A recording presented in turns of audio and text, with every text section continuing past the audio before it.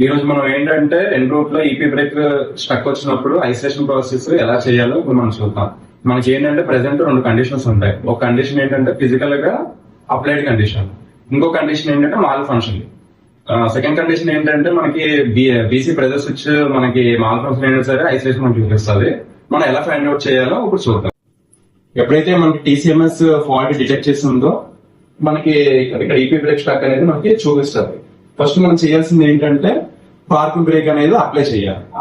సిఆర్డబ్ల్యూ panel ఉంటుంది. సిఆర్డబ్ల్యూ panel లోకి వెళ్ళి ఫస్ట్ పార్కింగ్ బ్రేక్ అనేది అప్లై చేయాలి. పార్కింగ్ బ్రేక్ సిఆర్డబ్ల్యూ ప్యానల్ లో ఇక్కడ ఇండికేషన్ ఉంటుంది పార్కింగ్ బ్రేక్ అప్లై అని, దాన్ని అప్లై చేయాలి. అప్లై చేసిన తర్వాతే మనం ఏంటంటే హోల్డింగ్ బ్రేక్ అనేది రిలీజ్ చేయాలి. మనం పార్కింగ్ బ్రేక్ అనేది అక్కడ ఇష్యూ చేసుకోవాలి అప్లై అయిందో లేదని చెప్పేసి. సో ఇక్కడ మనకి ఇండికేషన్ వచ్చింది ఏంటి పార్కింగ్ బ్రేక్ అప్లై అయిందని. సో మనకి ఏంటంటే పార్కింగ్ బ్రేక్ అప్లై అయిందని మనం ఇష్యూ చేసుకున్నట్టు. తర్వాత మనం చేయాల్సిన ప్రాసెస్ ఏంటంటే టీసీఎంఎస్ లోకి వెళ్ళి టీసీఎంఎస్ స్కీమ్ లోకి వెళ్ళి బ్రేక్ లోకి వెళ్ళాలి.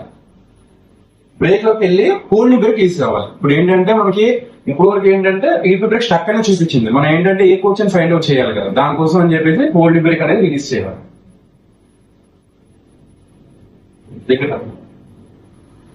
హోల్డింగ్ బ్రేక్ అనేది రిలీజ్ అవుతుంది. అంటే హోల్డింగ్ బ్రేక్ రిలీజ్ అవుతుంది అంటే బీసీ ప్రెజర్ లో అట్మాస్ఫియర్ లోకి ఎగ్జాస్ట్ అవుతుంది.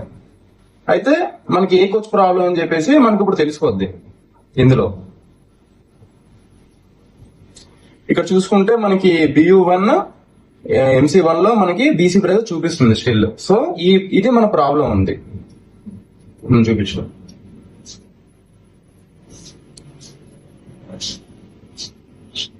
అయితే ఇప్పుడు మనం చేయాల్సింది ఏంటంటే ఇప్పుడు ప్రెసెంట్ మనం C2 కోచ్ అనుకుంటున్నాం కదా, C2 కోచ్ దగ్గరికి వెళ్ళి కింద బ్రేక్ ప్యానల్ ఉంటుంది. బ్రేక్ ప్యానల్ లోకి వెళ్ళి ఈపీ బ్రేక్ అనేది ఐసోలేట్ చేయాలి. ఐసోలేట్ చేసి తర్వాత బోగి ఐసోలేషన్ బాక్స్ ఉంటాయి. బోగి ఐసోలేషన్ బాక్స్ కూడా ఐసోలేట్ చేయాలి. సెకండ్ కేసు ఏంటంటే మనకి బీసీ ప్రెజర్ స్విచ్లు ఉంటాయి. ఒకవేళ అవి మాల్ ఫంక్షన్ అయినా సరే మనకి ఇక్కడ ఈపీ బ్రేక్ స్టక్ అని చూపిస్తుంది. ఆ కేసులో మాత్రం మనం ఏం చేయాలంటే మళ్ళీ సిఆర్డబ్ల్యూ ప్యానల్ లోకి వెళ్ళాలి.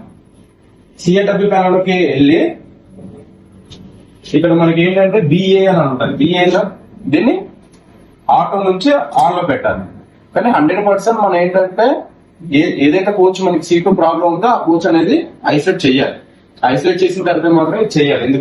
ఎందుకంటే ఇది వన్స్ ఇది BAL మనం ఐసోలేట్ చేసామంటే బ్రేక్ అప్లికేషన్ ఉన్నా సరే మన ట్రాక్షన్ వస్తుంది, మూవ్మెంట్ కూడా అయిపోద్ది.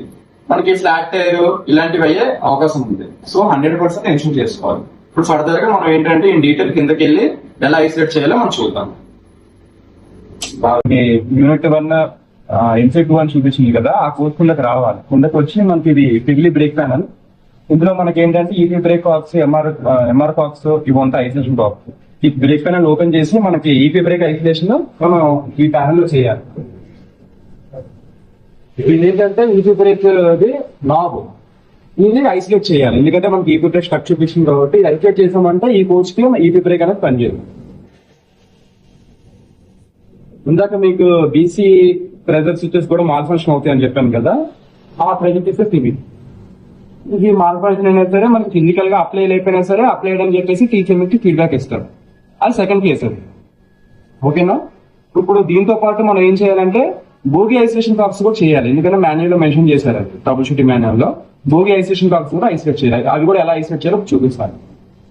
ఇందాక మనం coach isolation box EP isolate చేసాం కదా, సేమ్ అదే విధంగా బీసీ బాక్స్ ఐసోలేట్ చేయాలి. ఇది బీసీ బాక్స్ బోగి ఐసోలేషన్ బాక్స్. ఇది ఐసోలేట్ చేసామంటే జీసీ ప్రెజర్ అనేది బ్రేక్ సిలిండర్ లోకి వెళ్ళదు. సో మధ్యలో ఇది కూడా మనం ఐసోలేట్ చేయాలి.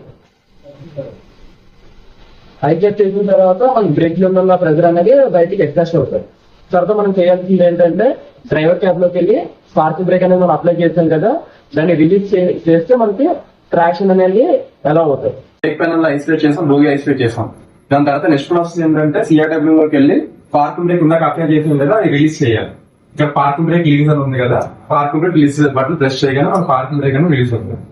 తర్వాత మనకి టీసీఎంఎస్ లోకి వెళ్ళాలి.